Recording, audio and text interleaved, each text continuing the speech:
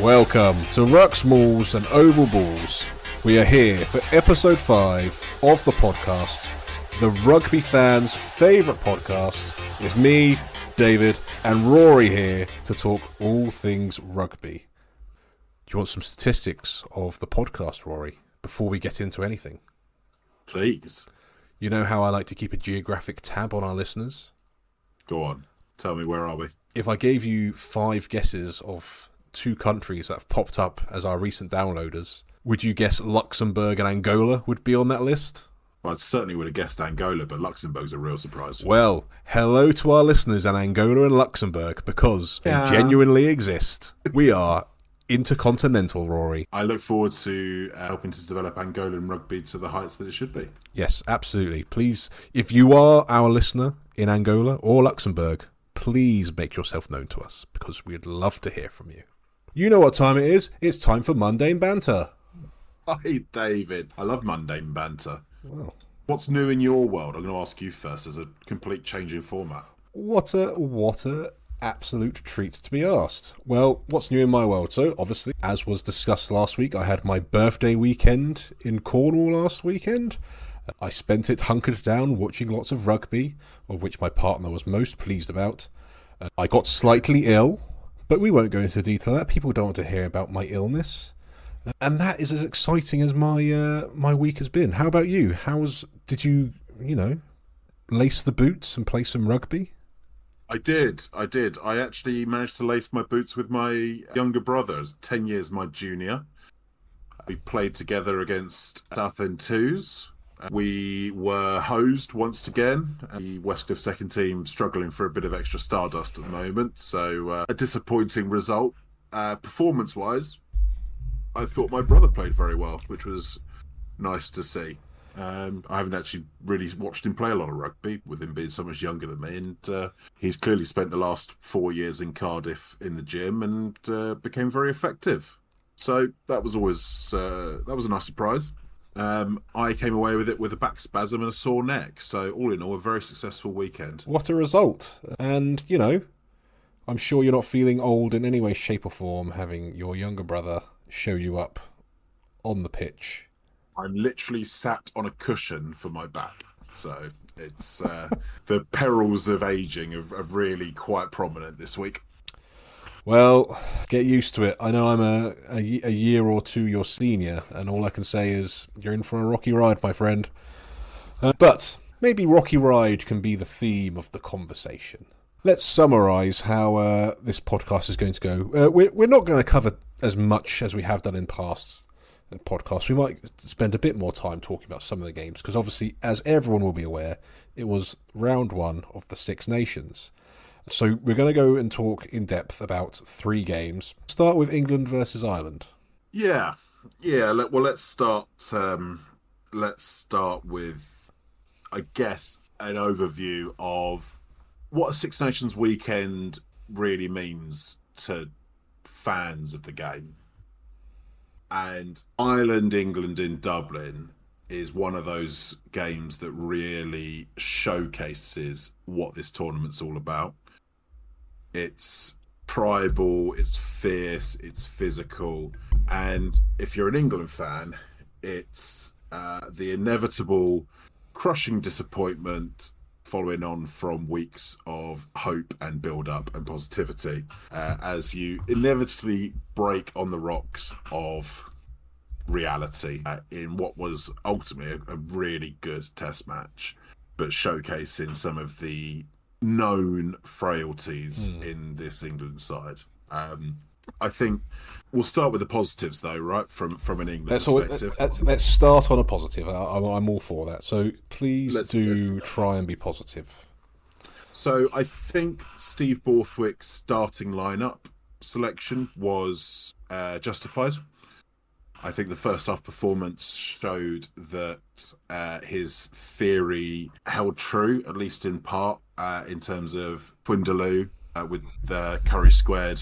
I think that game plan worked really well, and I thought the first half was really positive for England, and going in 10-5 up at half time was well deserved. They possibly deserved to be a little bit further ahead, really. But I think from that point of view, England can be really pleased. I think there were some good performances from a number of players. Maro Itoje, first weekend as captain, not perfect, but I actually think he had a really strong showing around the park. For me, watching Itoje dragging players away from conflict rather than being the one leading them was a real step change for me as a leader. That shows an immediate change in his attitude, which, it's Yeah, good to see he's taking the responsibility on board. absolutely. And I think Itoje's character, as an outside observer, he seems like someone who that the responsibility of being captain will elevate him.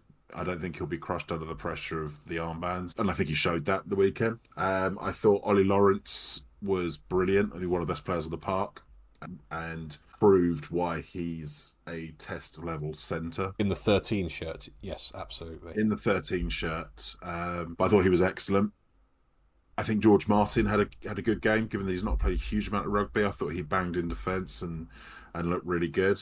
And beyond that, you're then starting to get a bit thin on the ground for overall positives. Okay. So I'll throw Tom Curry in there as a good performer. I feel he had a strong game considering his injury woes. In fact, I think both Currys played very Yeah, well. both Currys did play well, certainly in the first half. Not entirely on board on the George Martin. I thought he was a little bit anonymous, but kind of I get that the position he plays, the role he plays, you do tend to be anonymous. So I won't dig too deeply into that. So in terms of kind of positives to take away from it, I agree. Ollie Lawrence in the centres looked really good. As I said, Tom Curry for me was a positive. I feel the scrum held up well, which was something I was a bit nervous about.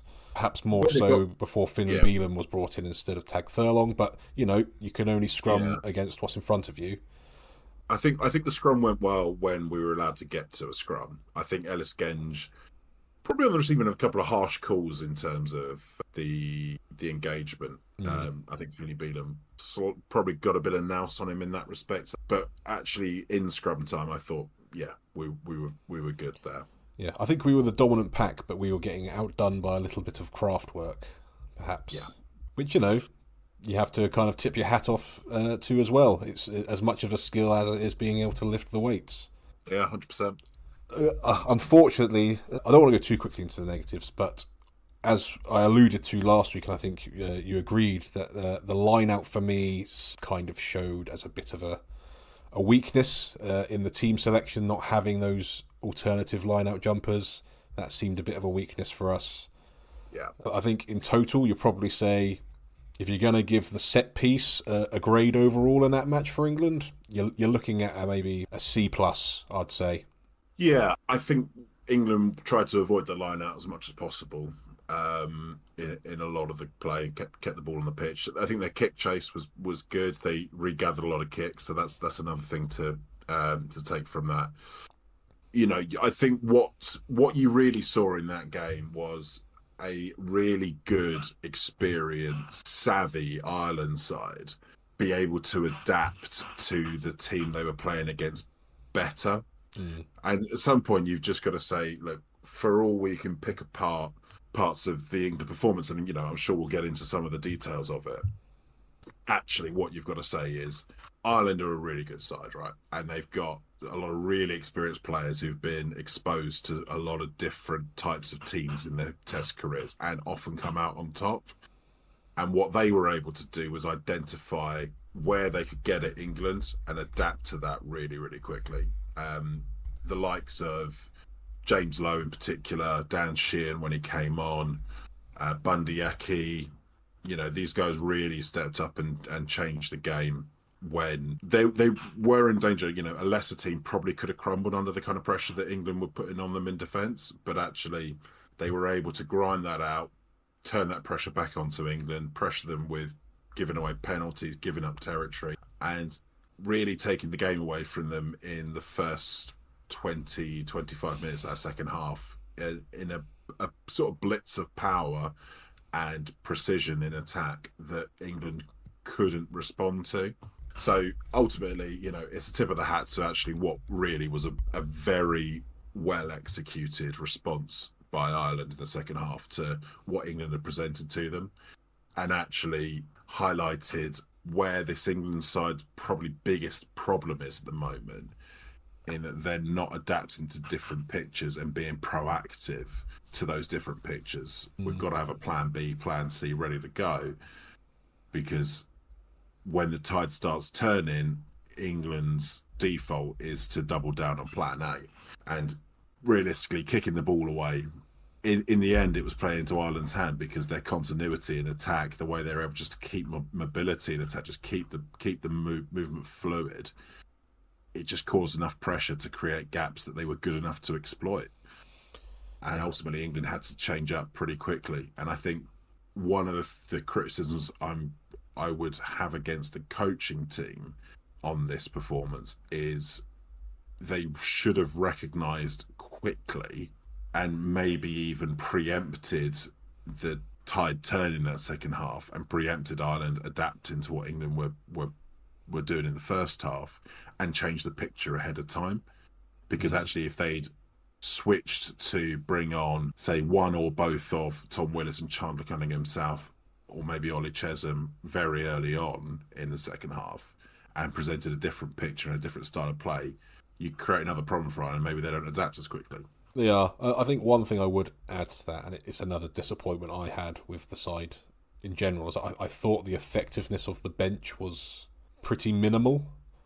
I don't think a single player came off the bench and kind of was a difference maker. Tom Willis came on. I was all for Tom Willis being the starter. I picked Tom Willis in my fantasy team as my bench player. He did very little. Chandler Cunningham South maybe came on, had a good minute, and then became a bit anonymous. Ollie Chesham, likewise. I just felt there wasn't much impact with the so-called finishers of former days.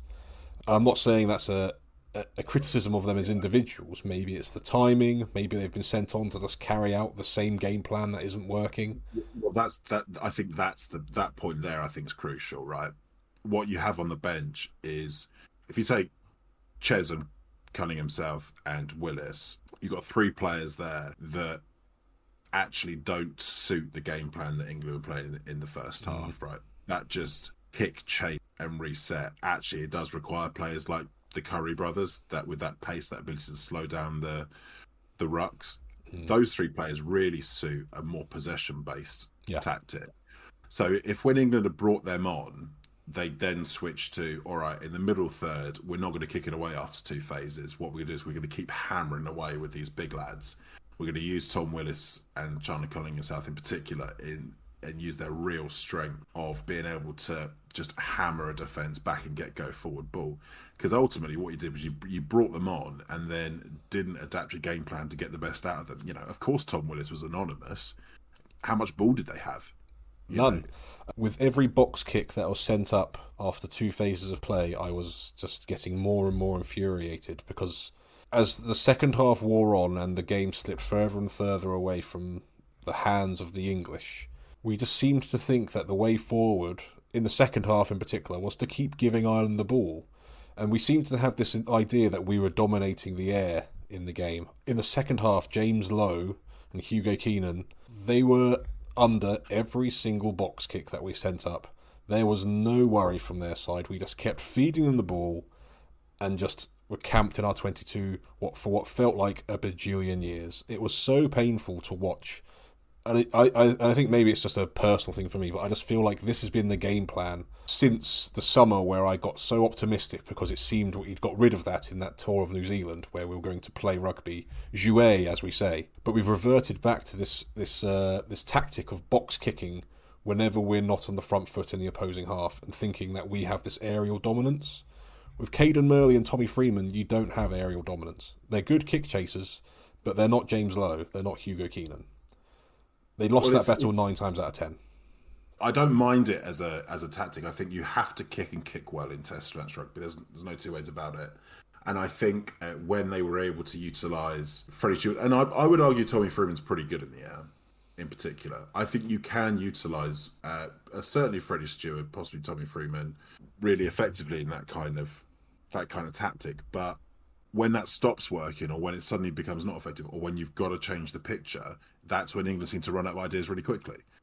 So it's not that tactic in and of itself I'm against. It's No, there's a time only and having place that for it. tactic. There is a time and It's place for it, but it's not yeah, every single second phase, which yeah. seems to You be what just the got case you've got to is. present different problems. You have to present the opposition different problems, and England were only ever able to really present one problem over and over again. And Ireland's a team that's good enough to adapt to it. So I think for me, the big work on for England at the moment is they've got to have more weapons in the armory, and Mm.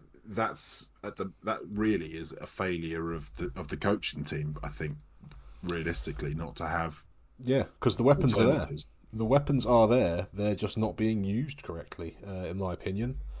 So we'll touch on some of the weapons. So Caden Murley debut picked up a try, a lovely bit of optimism that was created in the first half. I thought, here we go, this is brilliant. What a try! What a lovely little finish. Kind of burst of pace, showing what he's got. He's got that acceleration to be a bit of a difference maker.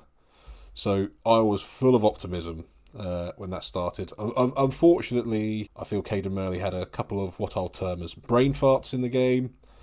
I won't criticise him too harshly. A lot of that will be down to kind of being pinned back in awkward situations by the very accurate Irish kicking. A couple of handling errors. Tommy Freeman picked up a nice try in the end, but I thought in overall didn't impose himself on the game as much as he probably would have liked to. Both overshadowed by James Lowe, who had a bit of a field day, showing what you can do if you come off your wing and run some interesting running lines, and was really physically imposing. And I'm not the biggest James Lowe fan at all, but you can't I think help. a lot of England fans would agree with you at the Yeah, moment. but I you can't help but deny he had a very influential part in that second half where Ireland He was just. brilliant. He was absolutely brilliant. I'd like to slightly make an address on behalf of Caden Murley at the moment, Okay. because as per usual, the new kid on the block is immediately being thrown on the slag heap by England fans who expect everyone to come into the team and suddenly become world class straight away at test level. Look, right, so he's scored a try and got a try assist on debut at test level. That in and of itself shows that this is a player who's got something about him that can be worked with at this level. He may not be the long term answer, but he's clearly not useless. So the two brain farts that you referred to there, the first one where he doesn't let the ball roll over the dead ball line. What they didn't show on the telly, or didn't discuss in the commentary, they did show it at least once, but no one picked up on it or no one acknowledged it. As the ball goes past him and he's reaching to try and catch it, the ball hits his hand. So he has to then try and gather and run it back out again. Because you can argue that he shouldn't let the ball touch his hand. Well, what's the answer there? Do you not try and catch it and let it bounce, or do you try and catch it? Ultimately, he has to try and catch it. He hasn't quite got there. It's hit his hand. He's got to go back and gather it and try and run it back out. Yes, he gets caught and dumped back over the try line, but he has to go and try and do that, because otherwise it's a 5 meter scrum anyway. So you can call it a brain fart. Ultimately, But isn't that what happened anyway? Yeah, no, it is. But what it really is, it's a really good kick chase from Ireland. So yes, maybe you can call it a brain fart in the fact that he's let it touch his hand, but he has to try and do something there. You can't. So number one, you can't let the ball hit the grass. So what my counter to that particular brain fart is, if he'd just let that run out, yes, 5 meter scrum. Had, on the flip side, if he'd been turned over on that attempt to get out, that would have been a try to Ireland straight away. So would it not have been better served to have let it go out of play? Because at least it's a 5 meter scrum. That was, in reality, after that decision, was going to be the best result of that move of trying to run it out anyway. There's no way that he can calculate in those kind of terms in that moment in time what the potential eventualities of this will be. So for mine, he's got to try and deal with it. The second one, yeah, that's a brain fart. He should have just dotted the ball down and got the goal. So I'm not willing to really accept the first one totally as a brain fart. I think you can class it as an error, but it's one of those where it's not really his fault, in as much as it's just one of those where outcomes combine to make him look like he'd made more of a mistake than he had. you could see where we're missing Fair Boso because we didn't have that additional power in the back line to then actually get go forward outside of the few ball carriers that were there. So you can put that on the wings themselves, but I think it's the overall game plan that's not getting the best out of this team at the moment. Yeah, I will definitely 100% agree with you that the game plan doesn't feel right. And I think the thing that I find most frustrating is it's the same game plan that hasn't felt right for numerous games now. I think England are on a run of like 7 defeats in a row or something like that. It's not working. It's not clicking. I applauded the team selection. I was happy with trying the 2 Curries. I was happy with Murley being set on the wing because that felt like the right choice. So I'm not going to get into team selection too much. I just think the attacking approach to our games, our tactics, isn't going to unlock what feels like any of the other top 4 or 5 nations in the world rugby. One thing I will say, barring a few excellent back moves in Ireland, I felt the defence looked pretty solid. Yeah, you can put them down to individual errors, right? So obviously there's the Alex Mitchell miss on James Lowe. Yeah. All right, it's not a great tackle, and he could do better, probably should do better, but he's not going to be the last player to miss a tackle on James Lowe. He's big, powerful, and he's slippery, and he's chasing across. It's an error, but best one in the world. A lot of players are going to miss that against James Lowe. Then there's when James Lowe makes a break from a really, really clever move where he hides himself by the Tyburn try. So you could criticise the spacing, but actually what it really is a really clever move where they're able to create that gap between bodyguard from the ruck, which is Ellis Genge, I think, who has to deal with Gibson Park, and Cunningham South, who's manning up against Tyburn. So yeah, there's probably a spacing error there, but realistically, it's actually just a really good identification of space by Ireland. It's a really clever move and fair play. Sometimes you just say fair play. You've got it there. And on the other case, Jack Conan, I think, breaks through for what is ultimately the Dan Sheehan try. Yeah. It's a bit of a spacing issue. It's just a really, really good line. Jack Conan's a really good player. He's big, tall, powerful, fast. It's just a great line. And, those are the kind of situations you're trying to create. I mean, Ben Earl made a break in the first half doing something very similar. Yeah.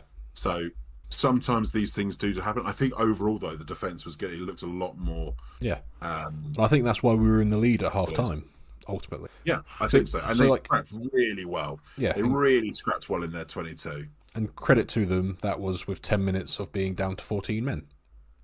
Yeah. Yeah, they very nearly came out of that nil. All right, they scored, Ireland scored a try on, 9.5 minutes into the 10-minute period, but it was 9.5 minutes of pretty much relentless pressure, and England clung on for that entire time. So it's always one of these where you have a defeat, particularly in the first week of the Six Nations, and suddenly the air's gone out of the balloon and everyone's a bit deflated, and England are the worst team in the world again.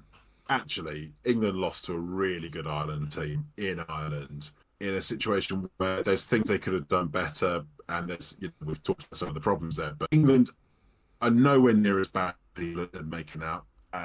Ireland are really good, and I think people probably underestimated them madly before this game, given their record. And they answered some of the questions that people had. I think we talked about some of the questions about the Irish team last week. They answered a lot of those. I think if England can deal with the issue of adapting to game plans and having a plan B that they can move to within games and having options, I don't think they're a million miles away here. But the problem that they're going to always come up against is if they're not adaptable. And when you've got players in that team that can absolutely adapt to multiple game plans, like Marcus Smith, like Ben Earl, like Ollie Lawrence, you don't have to play the same way for the whole 80 minutes. You can mix it up. I think there's probably an argument to say that the coach staff need to be a little bit less prescriptive and take the shackles off a little bit. And part of this might just be it's the first game of the tournament. They just haven't settled yet. It may be that they're better this week. It may be that they don't really see massive improvements on that front until the Scotland game, But I don't think we need to be entirely doom and gloom about this. I think there's a lot of good things that came out of that game that we can say, all right, there's something we can work on here, and we're building different options. There are things they've got to address quickly, and the attacking game plan is the number one thing once again. Because actually, yes, I think the defensive setup now looks solid, and I think they can continue adapting that and working on that, and I think that will be effective against a lot of teams. But they just need to score more points. It's as simple as that. And, maybe they can lobby World Rugby to make the game 40 minutes long, because then England would have won that. I've been saying it at second team level for a long time. The game is just too long. Yeah, the shorter the game and, more time in the pub. 100%. But yeah, so ultimately, for those who are unaware, the game ended Ireland 27, England 22. England, before the Six Nations started, is a losing bonus point a good return? I think par in this Six Nations is 4 wins. Below par but acceptable is probably 3 wins and being very competitive with Ireland and France. So for a just below par, we're on track. For a par, there's still an opportunity. They've got a huge task ahead of them this weekend, but it's not all doom and gloom. It's just a case of, can Steve Borthwick actually translate the sentiment that the team's learning and we're going to keep learning into actual results now? Well, absolutely. Let's not all be doom and gloom. There's still 4 games to go. England could still win the Six Nations. Ireland, though, looking mightily impressive. They'll be very, very pleased with the return of Dan Sheehan, who showed in a very short stint just how good he is in that 2 shirt. I thought he was magnificent when he came off. So good. Jack Crowley, I thought, looked good when he came off the bench for Sam Prendergast as well, who I thought had a okay game, but, I think a theme across all of the games. I don't think any of the fly halves really stood out for any of the nations this week. And yeah, as we've said, Ireland just adapted and were clinical and took their opportunities and just applied pressure and kept England in their own half for what felt like the entirety of the second half until, England decided to pass the ball around a bit and pick up 2 late tries. But yeah, so the game ended. England 1 bonus point, but Ireland not going home. Ireland staying in Dublin, having a lovely night, celebrating their lovely bonus point win. Good luck to him. Good luck to him. Let's talk about Scotland versus Italy. Yeah, I think this is a really good example of actually the development of both of these teams. Scotland, we've talked about their kind of golden generation for a few years now, and will they fulfill the promises that the promise that we've seen coming out of having the likes of Duhan van der Merwe, Blair King on, Finn Russell, etc., etc. And I think they showed in this game why there's still such an excitement to watch this team. They're really, really good to watch. They play some really good rugby, scored some excellent tries. And I think for Italy, what we're seeing here is maybe the next stage of their development, where they're not coming out of this game thinking we were gallant losers, we gave it our all and we were so close. Actually, they can come out of this game thinking we should have bloody won that. We got it back to 19-0. We should have won that game. And actually for Italy to be in that conversation where it's not about being, gallant runners up. They are competitors in every test match now. Yeah. They should come away from this being pretty miffed that they didn't kick on from 19-0 and go and win this game, which in and of itself I think is pretty positive. I think it's a really positive thing for Italian rugby. Yeah. That they're that competitive, and don't want that to sound at all patronising. I think after a long time of false dawns with Italy, it does now feel like we're at the point where they've got a system, they've got the players coming through, they've got a level of development, they've got the head coach, and all the elements of that team are sort of there. It's now about, can they translate that into consistent wins against other tier 1 nations? And I think they can. But for Scotland, they should be really pleased to have laid down a mark of the Six Nations, that the fact that they've lost Sione Tuipulotu is not a death knell in their ambitions. They scored some, they look really dangerous. Having the likes of Hugh Jones, Duane van der Merwe, Blair Kinghorn, Darcy Graham out in the wide channels, you are dangerous with that kind of lineup. Yep, And absolutely. couple that with a pack that looks really competitive. That they've got a tight five that looks like it can really hold its own against anyone. It's always been a bit of an Achilles heel, I think, for Scotland, finding consistent tight five forwards that can do that. And they've got a back row that's, as far as I'm concerned, stands up to any other in the tournament, really. Rory Darge, Jamie Ritchie, and Matt Fagerson, I think, are as good as pretty much anyone else. So Scotland's ambitions should really be to compete in the Six Nations. I don't come away from watching that game thinking, England will do one on this slot this year. I thought they might keep the Calcutta Ruck up. Actually, they look really good. Yeah. And I also came away from it thinking, Italy might beat us as well, actually. Well, yeah, that is a bit of a concern. I thought Italy showed great character coming back into that, bringing the game back to 19-all. And I genuinely thought, Italy could do it. But as you say, like, Scotland just had too much quality. I was really, really impressed with Rory Darge. I thought the work he did around the park was really, really good. Hugh Jones getting a hat-trick. Like, you don't get a hat-trick in the 13 shirt unless you're in the right place at the right time, and you're not in the right place at the right time unless you know what you're doing. And he was fantastic. Darcy Graham looked really dangerous. Duhan van der Merwe, even though he seemed to be on one leg half the time, he still looked about as dangerous as most other wingers with one leg, as most are with two. So, credit to him. And I think one thing that I took away from the game is the fact that Scotland seemed so dangerous and kind of really, really fluid on what was a game where Finn Russell wasn't necessarily having his best game. So I don't think Finn Russell had as bad a game as everyone's making out on this one.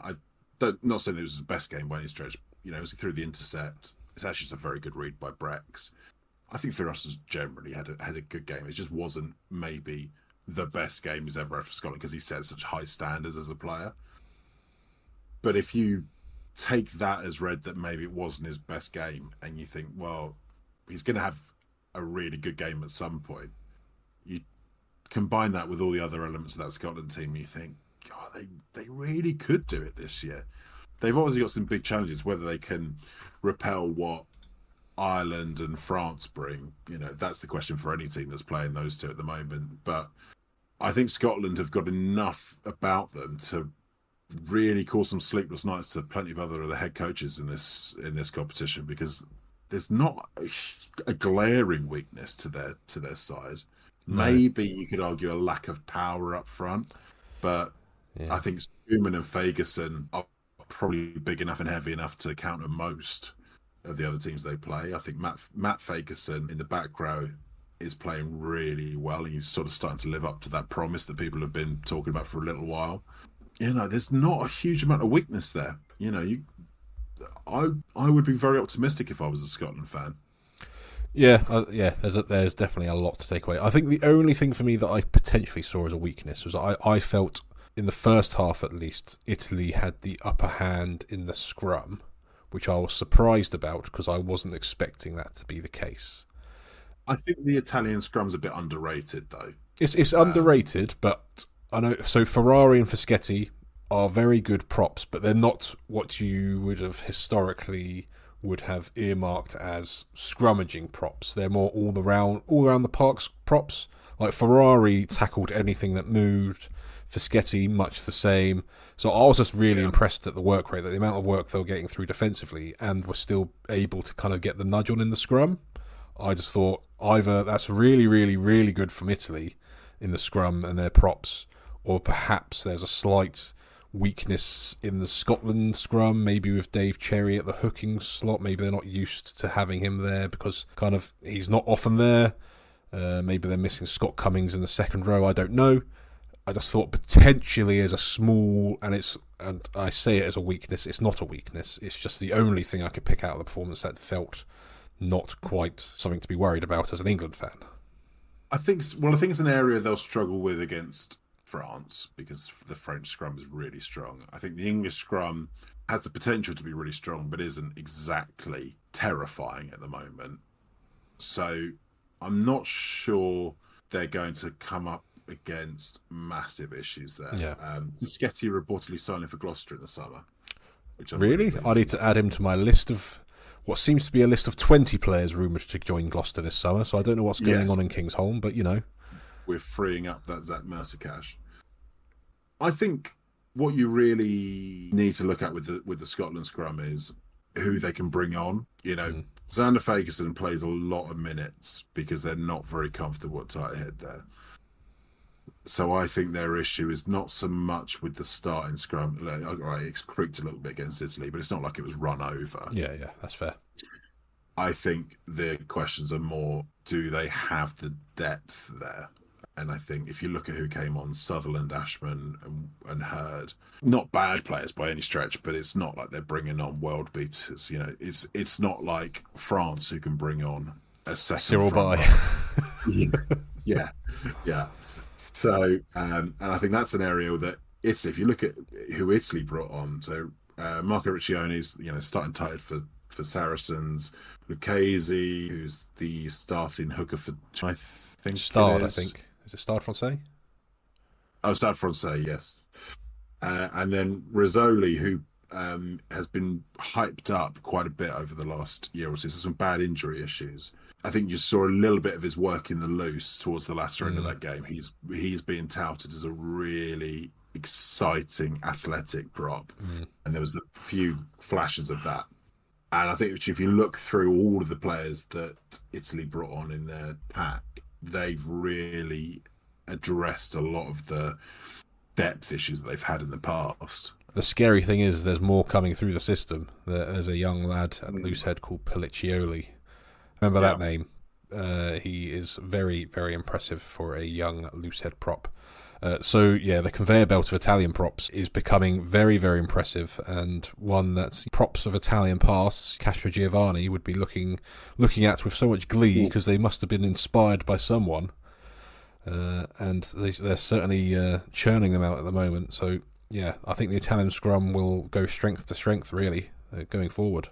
Yeah, I mean, Castro Giovanni, you've touched on one of my all-time favourite players, and we might come on to him a little bit later on. Uh-huh. But I think this was an interesting game, right? For what we've talked about. I think the Scottish hype train keeps on rolling, right? And I think they'll go into this weekend pretty positive about their chances against Ireland.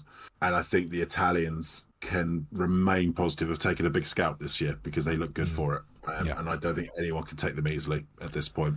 No. And also a quick note for just Menoncello and Brex. I mean, they're just such a good pairing. They just continue to show how good they are. I think, look, that is a centre pairing. You talk about units and partnerships a lot in games like this, and what you're really looking for in any kind of unit, say take a centre partnership in this one, is for them to be greater than some of their parts, and those two are. But the really fortunate thing for Italy is the sum of the individual part is already really, really good, and they're even better when you combine them. It's a scary pairing, really, for everyone. And you compare it to what we've talked about, what's been widely talked about, the issues that England have at centre and finding a cohesive pairing. You're looking with Menoncello and Brex. For my money, it's like the archetypal classical centre pairing. They're like Greenwood and Tyndall, or Nonu and Conrad Smith. It's classical, and I really like the look of it. And they get the best out of the players around them, which when they're the likes of Montejuani and Capuozzo, it's really positive. So if they can keep those two fit, they're going to give anyone a game, as far as I'm concerned, because between their pack, Paolo Garbisi, I think, is having a really good season at 10, and a back three.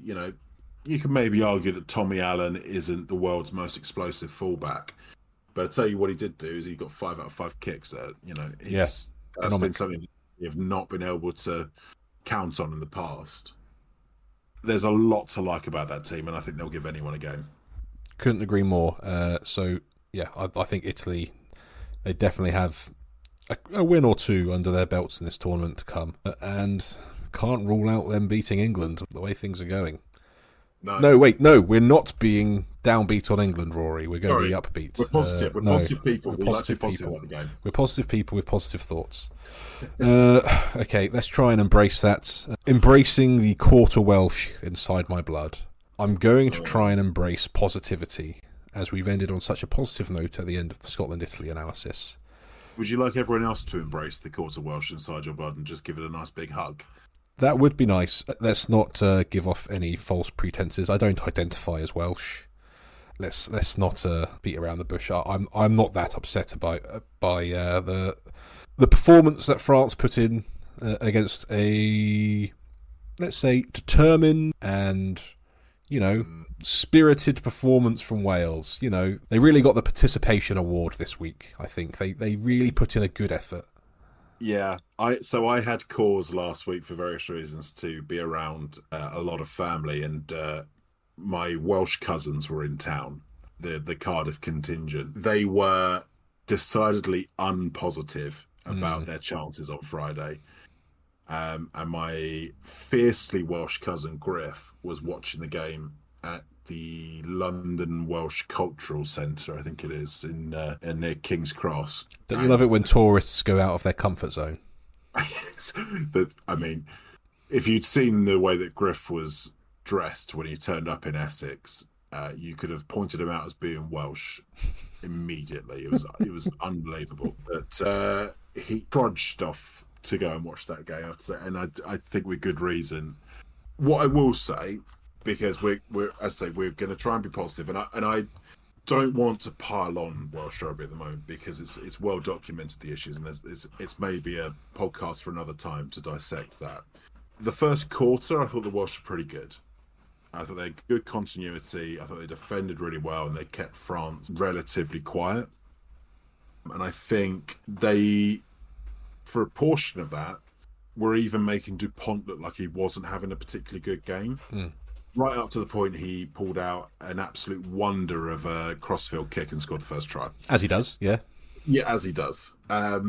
So I think you could see the continuity there. I think they were really committed, defended really well. I thought Thomas Williams created a really good tempo in the back line. He kept the ball moving really well. Jack Morgan, I thought, had an outstanding game. I was really, really impressed with him. I think when he's not playing for Wales, they really miss him. He got something like 80 plus post contact meters or something. Yeah, it was about 87 post contact meters, 21 tackles, 16 carries. Yeah, I mean, outstanding stuff. He's really, really good. I thought Will Rowlands was really effective. One of the few players that was really able to get consistent front football. Gareth Thomas and the loose head defended really well, but some monster tackles. And Nicky Smith, when he came on at loose head as well, was really, really good. Really effective in the carry. So it's not like there's nothing for them to build on there. No. But the big issue for me is, in much the same vein as we spoke about in the England game, their game plan is not getting the best out of that team. They did exactly the same thing. They had plan A, and when plan A didn't work, they doubled down on plan A. They couldn't get any front foot ball. I've listened to a few people that break down the game plan, and everyone who does, any ex-pro that breaks down their game plan, they spot it a mile off, because the way they structured their game plan so consistently, and it was the same. It was just rinse and repeat with every phase of play, and they were just getting knocked backwards. The French defended very well, but to be honest, they didn't particularly have to for a lot of it because it was such predictable attack.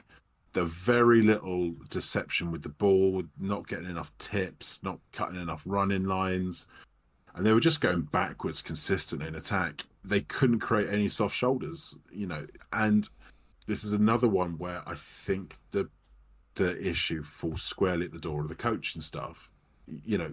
What I don't understand are coaching teams that put together a game plan that just don't get the best out of the players they have at their disposal. It just baffles me, because the idea that they were going to be able to batter down the front door of that French team was ludicrous. The French, you know, It's a pretty solid front door, that.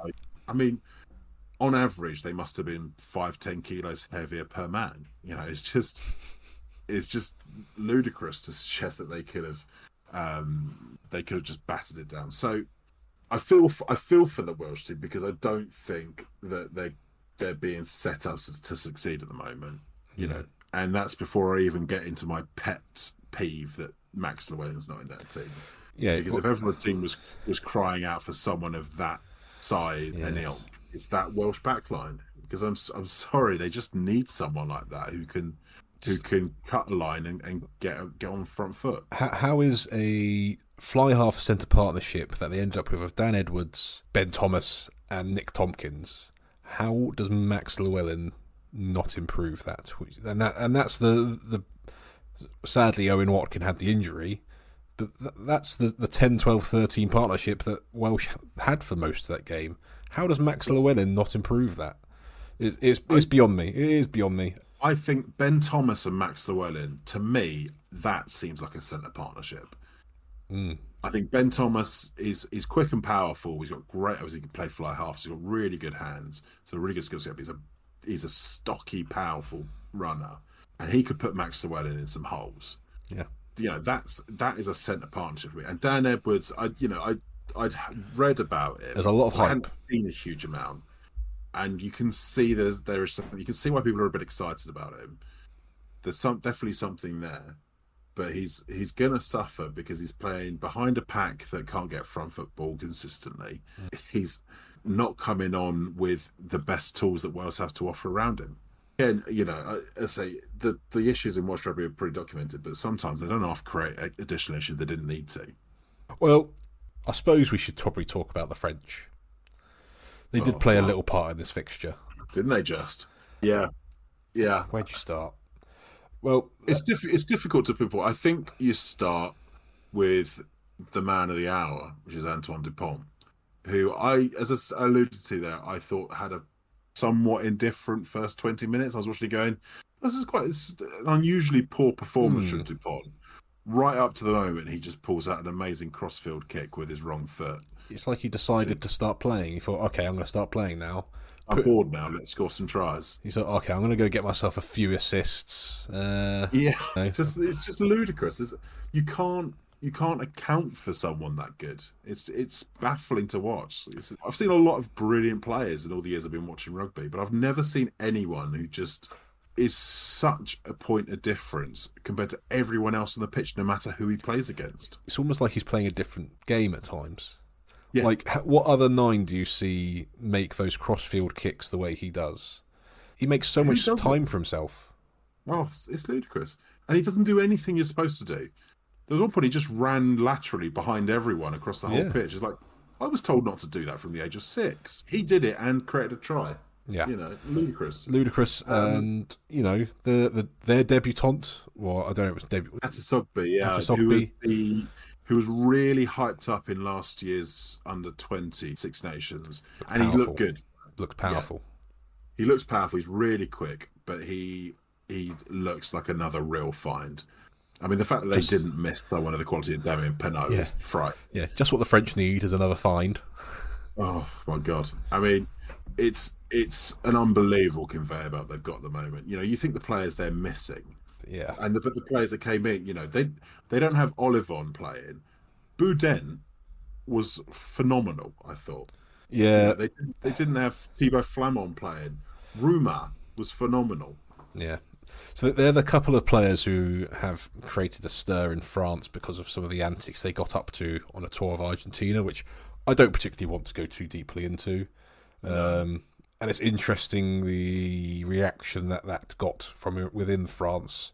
I think when a couple of them came on, that I thought I heard a little bit of a booing from the audience, which, you know, may be warranted. But they've got one hell of a crop of young players coming through who are more than capable of playing at the levels that these star names who are missing, and they can deliver at scary levels, which, you know, doesn't bode too well for, you know, a varied future of future Six Nations winners. Well, they're playing on a different level to almost anyone else in the Northern Hemisphere at Yeah. the moment. Can we talk for a minute about Tomo Ramos? I'll give you a minute. Okay, in 1 minute, how big a boot does that guy have? Is it filled with concrete? Is it filled with springs? Is it filled with gunpowder? I mean, at one point he was just sort of kicking like 22 to 22 for fun. I mean, it's terrifying the accuracy that he's got with the ball. It's phenomenal. And then on top of that, some of the skills he's putting out, having someone that skillful at fullback who outskills most tier one nations fly halves is just stunning. And his game is just improving every time I watch it. Every time I watch him, I go, he's even better than I remember the last time. Yeah. Do you know what's really annoying about Thomas Ramos is I remember 3-4 years ago when you played France, you thought, oh, they've picked Ramos, that's okay, he's a weakness. He's a defensive liability. He's an easy broken tackle. He now plays fullback. Yeah, they hide him a little bit, but, that one part of his game that was a weakness, he's figured it out. So he's such a complete player, and like his kicking from hand is unreal. I think that I would really, really, really love to dig into the stat, and I'd have to dig into the stats of the top 14 to get a full picture, but I'd really love to know how many 50-22s he has single-handedly managed to get, because he just seems to have an eye for that and a boot to match. His vision is almost unmatched. It's maybe only matched by Dupont. Yeah, which is a bit of a shame, really, because they play for the same country and the same team. So it'd be nice if they played against each other, wouldn't it? Yeah, and then, I suppose they got Louis Bielbiere, who's probably worth mentioning as well. Another couple of tries for the chap. Oh, yeah, I remember him. Yeah. It's actually laughable, isn't it? It's unfair, and we've not even mentioned Aldrit, who was the man of the match, who had an absolutely insane game.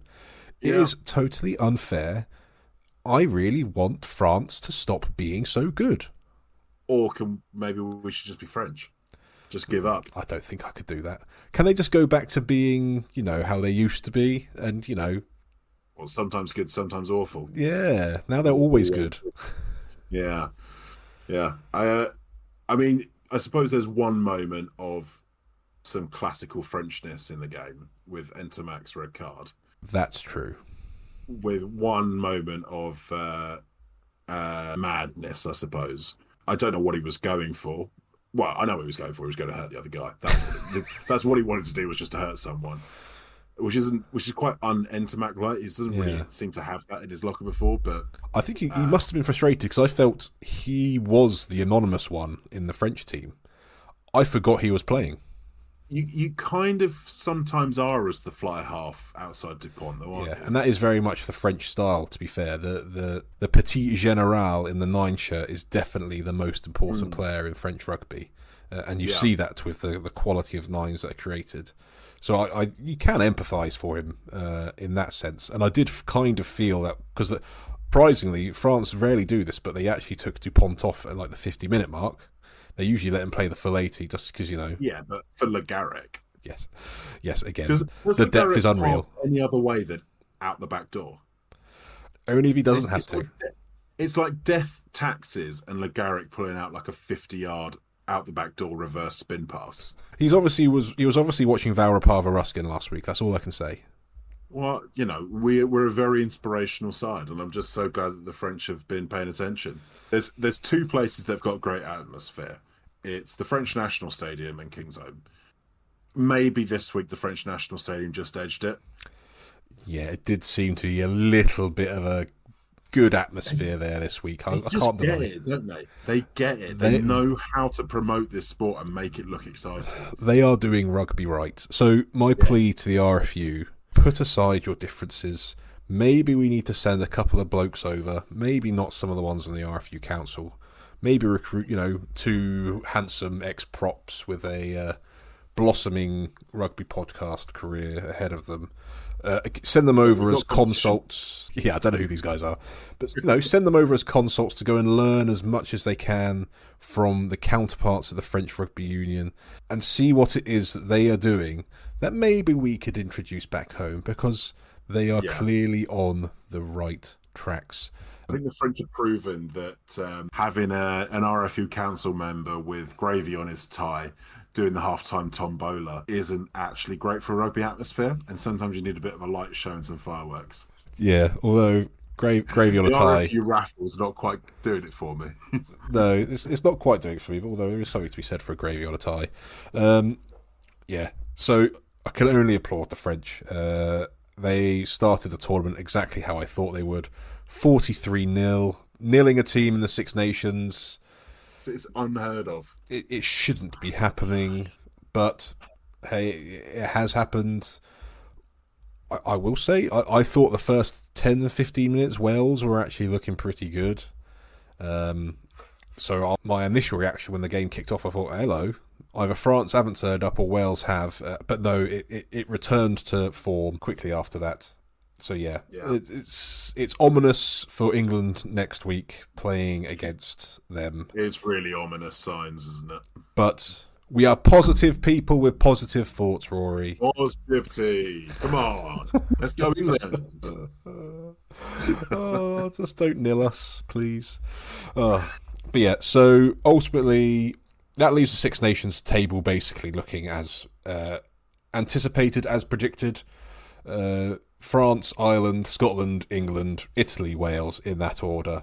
So a question for you, Rory. Does the fact that the England side is drawn from 10 different teams where there isn't a dominant team with a huge percentage of players going to that side, does that put England on the back foot when there's such a short run-up to the Six Nations, when you compare to, say, an Ireland with a very heavy Leinster representation and a Scotland with a very heavy Glasgow and Edinburgh representation? Does that give those nations a bit of a boost in the early rounds of the Six Nations? I think there's a good argument for that.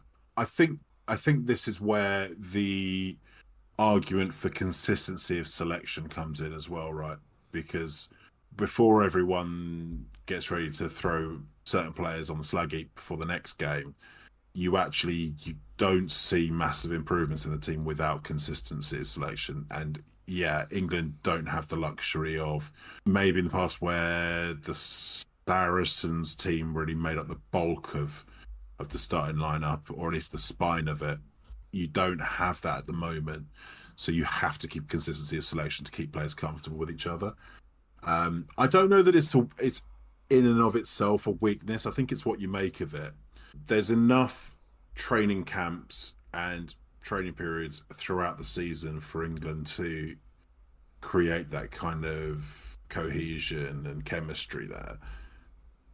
But you have to be very deliberate in your selections, the way that you do it. One of the things we talked about pre-tournament, I made the suggestion that we should have the entire Sale front row on the bench. The Shark Tank? The Shark Tank. So I think this is one of those moments when that should maybe be reconsidered. One of the things that comes with the South African bomb squad is how proactive they are with it, right? Mm.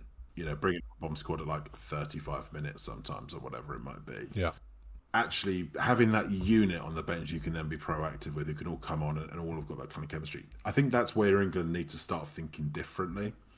And I think the only way that they're going to be able to change the kind of rut they're in and go to the next level and get these results is they start thinking differently about the maybe some of the sacred cows of English rugby selection. And actually, you have to think of things more in the round of, you know, we're picking a unit, we're picking a combat. You cut out at unit. We're picking chemistry. Cut out a unit. That we're picking a unit, we're picking a combination, we're picking on chemistry.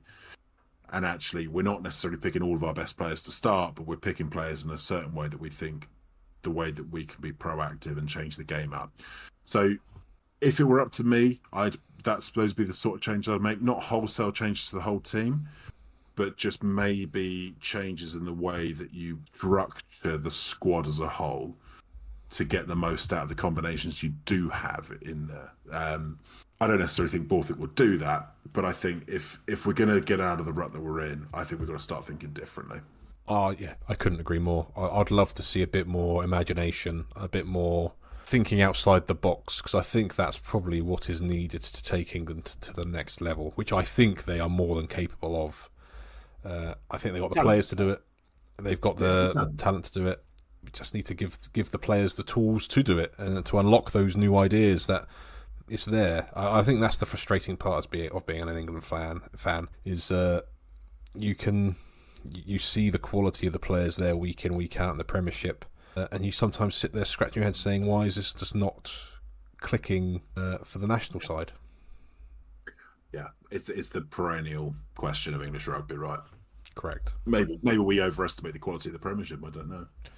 Well, there's a debate for another podcast, Rory. Yeah, let's not get into the weeds of that one. No, let's not. So, let's move on. Insert drum roll. I'll try and find a lovely little drum roll sound. But it's for this week's Address to the Nation from the President of the Democratic People's Republic of the Front Row. All front rows, please be standing for El Presidente, Rory. Rory, what would you like to address your nation with today? Well, I think there's two things I'd like to address the nation with today. I would like to congratulate the athletic achievements of front rowers at the moment and some of the records we're setting in meters made and speed and impact within the game. You're looking at the likes of Malvaka and Dan Sheehan, Rizzoli that we talked about earlier. These type of athletes are really, really exciting to see coming through the nation. And I think we're showing a stark shift in quality of player in the front row. And it's really exciting for me to kind of see that come through, because the old assumptions about front rowers, I think, are more or less dead. You know, I think you're seeing some real excitement about the type of athletes that are coming through there, and I'll may it continue, because it not only improves the nation, it improves the game to see these kind of players. It's nothing warms my cockles more. And it is very refreshing, and I imagine reassuring to our brethren from the hooking fraternity of the front row to hear some of their fraternity getting name-checked in El Presidente's address to the nation. Absolutely. And then more specifically, I'd like to pay tribute to an old stager having a renaissance in the latter end of his career in Dave Cherry. So started a hooker for Scotland at the weekend at the age of 34. He didn't get his first cap. I'm just having a look here. I think until he was 31. Yeah. You know, he didn't get his flowers at international level until quite late on. His journey to that. So I'm just having a look here. So he signed his first professional contract with London Scottish in 2014. Right. So by which point he would have already been 23, 24.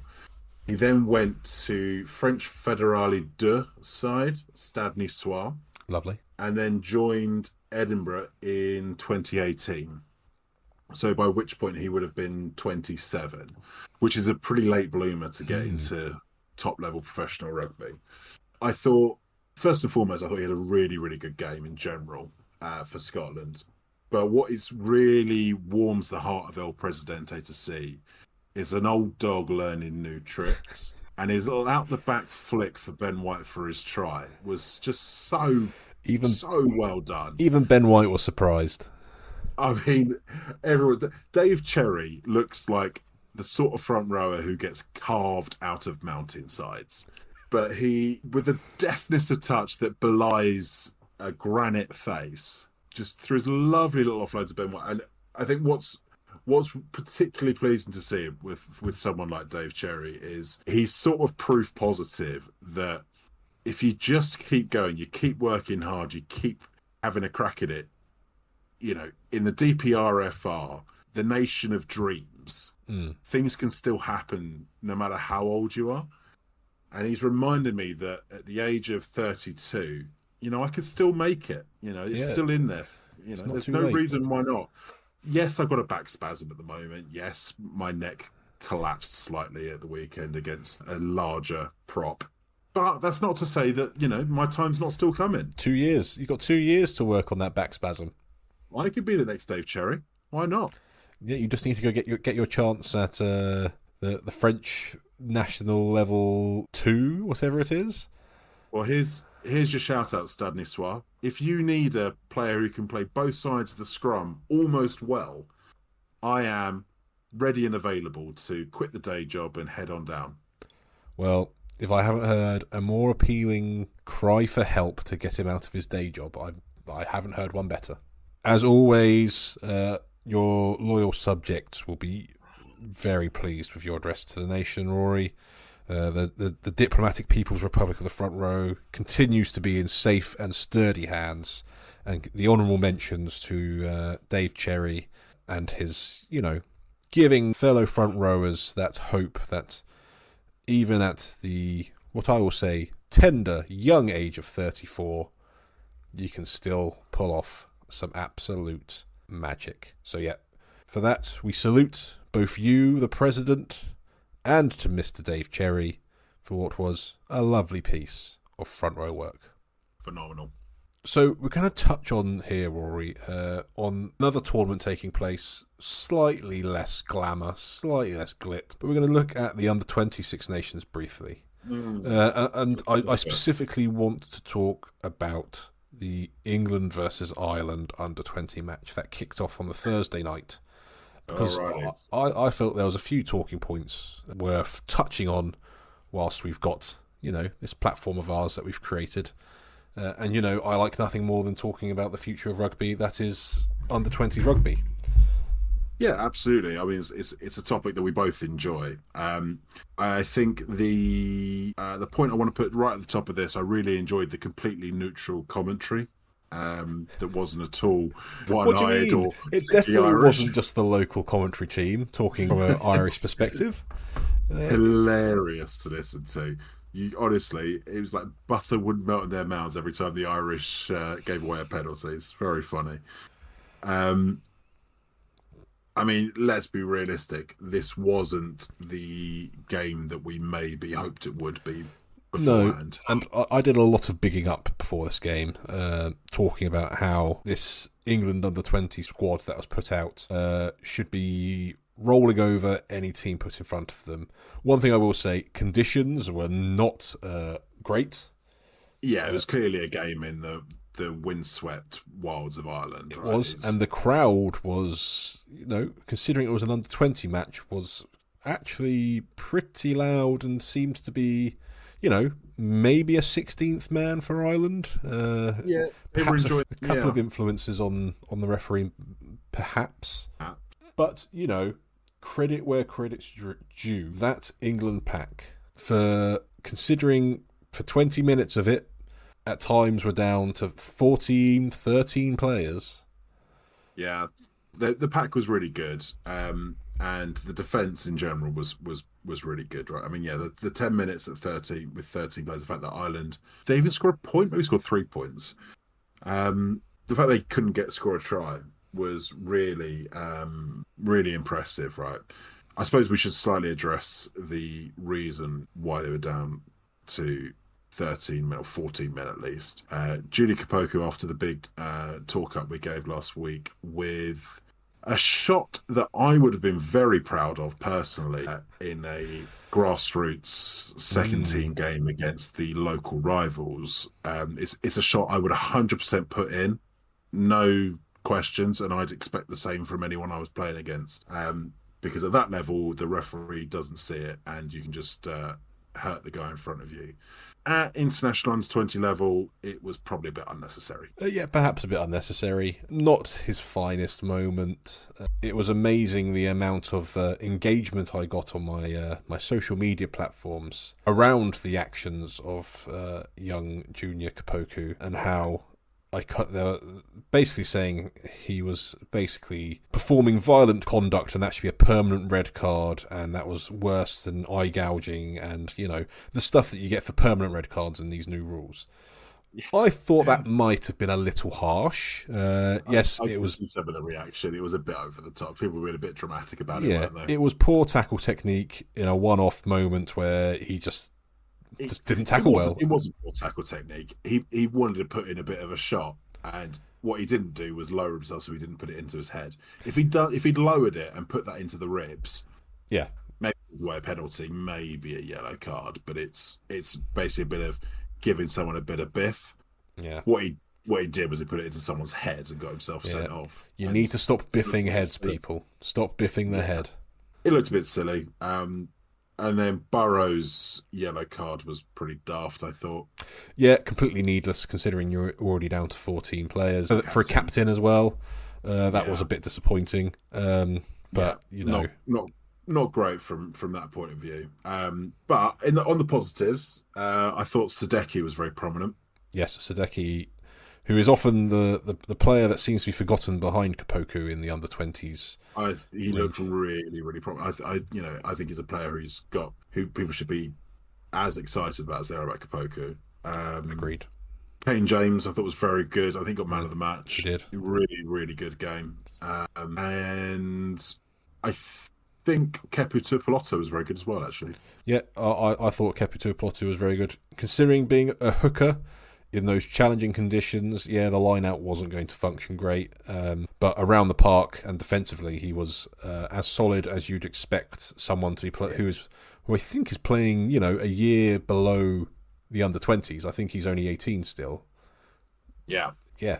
Remember the name. I can only say thank you to whoever convinced him to, play for England rather than Wales, which is what it was looking like he was heading down the path towards. Because I think he's a real gem in the making. Yeah, I agree. Unfortunately, it wasn't really a game for the backs, so I won't spend too much time. Yeah, they were pretty absent, right? I thought. Yeah, I wrote here, England backline absent, and handling poor. Neither team can catch a cold. Yeah, I'll put that mostly down to the conditions. I think it looked really tricky. I'd had a couple of drinks that day, so I was possibly being a little bit unkind. But it wasn't the greatest game I'll ever watch. But to come away with the win, having had a red card and a yellow card, getting 13 men, still winning away in Ireland.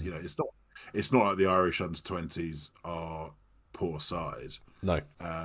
But England, I think, probably made them look quite poor. Yeah, and I still think England are on for the Grand Slam. The France under-20s seemingly did a number on the Welsh under-20s. I watched the highlights to that one. It looked to me like it went much the same way as the senior sides. And I think what is already probably setting up the decider for the under-20s tournament, if I'm honest, for this weekend where they play England. And I also briefly want to touch on, kind of alluded to earlier, Italy under-20 against Scotland. Yeah, getting a great win. Big Italian pack. I watched this one as well. Actually, I was actually very encouraged by the quality of the Scottish under-20 side, because they've had a few weak teams in recent years at under-20 level. It's always been a struggle, I feel. Yeah, because the nature of Scottish rugby is, if you're a good enough under-20, chances are you'll either be in the senior side or play for senior sides to get that experience. So you sort of end up by, much like Welsh youth football. The Welsh very rarely have a very good under-21 side, because if you're a good enough Welsh football player, chances are you'll be in the Welsh senior side. That's a slight aside. I thought the Scottish side, their maul was very strong. They were really spirited. They had some really good players in there. Ruben Logan, the hooker again, whose name's someone escaped me, and the number 8, Ruben Logan. Yes, Northampton Saints through and through. Yeah, so really, I thought really impressive. And in general, I thought the Scottish side, there was a few players there I thought they're worth looking out for. Their scrum was pretty good as well, actually, against what was a big Italian pack. But the Italians coming out on top in the end, and one of the players that we have given the shout out in the past, in Tadaro, really, really prominent in the centres. And an under 18. Yeah, and was a real standout. So he's a name that we should all be looking out for in coming years, because I think he's going to turn into a really quality player. I couldn't agree more. I'm very glad he's coming through the Northampton Saints academy system. Hopefully, he's one we can keep hold of, because I genuinely think he is. He's definitely one over the next let's not be unrealistic. He's under 18. Let's say 5 years. He's a name that will probably be kind of pushing for senior international honours. I can see, you can always see it now. Brex is the slightly older centre partnership with Menoncello. Tadaro, Menoncello. Not only does it sound like a lovely vintage wine, it sounds like a lovely vintage centre pairing in the making. There's a lot to get excited about that wine, I'll tell you that. But yeah, so that's the under-20s. Lots to look forward to. Keep tuning in if you're catching them. They're not being put on mainstream television. You have to catch them on the red button normally, but they're usually well worth the watch. And if you are at a loose end, I may be incorrect, but there are still tickets available for the England games at the Wreck in Bath, where you can go and watch these guys play. I will be there myself watching them this weekend, and there may well be a chance that the Rucks, Mauls and Overballs podcast boys will be at the March one. Hoping so. So yeah, if you are going, please let us know, because you might spot us there. You might. I'll tell you where they will be able to spot the Rucks, Mauls and Overballs boys in the near future, David. Where's that, Rory? The England A game on the 23rd in Bristol. Oh, well, we will definitely be there on the 23rd in Bristol at Ashton Gate. And in the week running up to that, not only will we be talking Calcutta Cup that week, which I believe is the same week as that, we will be making sure we are going into very thorough detail talking about our England A squads, because we have lots of opinions on that. Hopefully we'll have a bit more detail about the players in those squads then. But yes, we are very excited to be attending that game, and we'll be in the stands cheering on the England A boys. Maybe we'll have a DPRFR flag commissioned in time to be waving. Watch this space. Yes, if you have any ideas on specific iconography, as long as it doesn't coincide with some of the more inflammatory iconography on historical flags, I'd be happy to hear any suggestions. Please send any flag ideas to rucksmallsoverballs@outlook.com. Well, let's move on to some questions and answers, Rory. Have you got anything for me? I do, and I think it's prominent off the back of the under-20s chat. I'm quite interested to hear your opinion. We've had a question about the the 20-minute red card. Yes. Yeah. This is from BJ, an old colleague of ours at university. Oh, good to hear from you, BJ. Yeah, he's interested to hear what we think about it. Well, so the 20-minute red card was very much on show this weekend. Most prominently so in the under-20s match, where we said before Kapoku got sent off for a 20-minute red card. The idea of it, I am all for. I think that it was a perfect example there. Had Kapoku been sent off what was around the 20th minute mark, I don't know the exact minute, that would have been 60 minutes of the other 14 players being punished heavily for another player's actions. Is it fair for a result and a match and a fixture to be so influenced by the actions of an individual where it means that the rest of the team has to cover for them for an extended period of time, making it very difficult for them to win a game where they themselves haven't done anything wrong? So the principle behind the 20-minute red card I like, because it reduces the impact on the others. It stops killing off games at an early stage. I still feel it's quite a bit of a punishment. 20 minutes playing a man down is, a quarter of the match. My only concern with the 20-minute red card is consistency of refereeing it, the application of it, and I really don't want to see referees feeling that they can start waving more red cards around now because the punishment is slightly less. Yeah. Which is the flip side. And the other flip side of the argument is, do players start playing more aggressively, and is there a player safety issue because they feel they can play a bit more on the line because the punishment isn't quite as bad? So those are the two arguments I've heard. I don't necessarily buy into the second argument. I don't think players will deliberately go out and play dirtier and look to hurt other players because there's only going to be a 20-minute red card now. I don't buy into that. I am worried about how referees will implement these and may start using red cards, certainly for head contact tackles, maybe more freely. But I think it's a good is it being trial. done on the bunker system now? Are they using the bunker system? So the bunker system is still in place. Yeah, So it still does get referred to the bunker. And I don't mind the bunker. My only issue is it's off camera, out of sight comms, so you don't necessarily get to hear the rationale like we do with TMO conversations. yeah, But generally, I don't mind it because it means that we're not spending 5 minutes listening to a TMO conversation and watching replays get rocked and rolled forwards and backwards over and over again, which can be just as painful. So for a trial, and I'm always pro trialing out new things. I don't mind it. yeah. It would just be good for consistency and referees to not see it as a kind of easy out at times where perhaps a yellow card may suffice, but, the crowd are particularly vociferous. I'll give them a red because, the crowd will be pleased, but actually it's only 20 minutes now rather than the rest of the game. What about you, Rory? Do you have any strong thoughts or feelings on 20-minute red cards?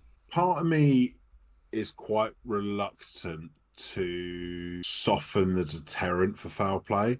Not because I think that players will inherently become more dirty, but more because I think you need to have these kind of in place. And I think if your player commits foul play as a team, you should get punished as a team for it. I don't have any issue with that. People say, "Oh, it ruins the game," makes the team weaker. Well, I think, well, then don't give away a red card. So I'm a little bit torn on it because you always want to see the best game possible, but I also don't necessarily think that you should be sort of mollycoddled because your player committed a red card offence. I don't think referees will be more trigger happy with the cards. I hope not, at least. I was quite happy with the bunker system as is. I think if you think something's a borderline yellow red, I was quite happy with that just as a system. I don't know that the 20-minute red card needed to come in. Okay, maybe a step too far. Yeah. So it's interesting. It's one that'll roll on. It is on a trial. It'll be interesting to see if it becomes implemented. But it's always worth trying out these new things and kind of seeing how they go. I think for this week, that draws this week's podcast to a close. Next week, we'll be going over the Six Nations games in round 2. Maybe touching a bit on what's coming up ahead in the fallow week. Maybe a few more segments. Who knows? Will name pending return? Or will we have guests? All to be waited to be seen. What comes in episode 6. But for now, this brings episode 5 to a close. So, Rory, do you have any final words for our lovely, lovely, lovely listeners? Allez les bleus. Episode 5 in the bag. Thank you for listening. Au revoir. Remember, subscribe, like, follow, tell your friends, send us emails.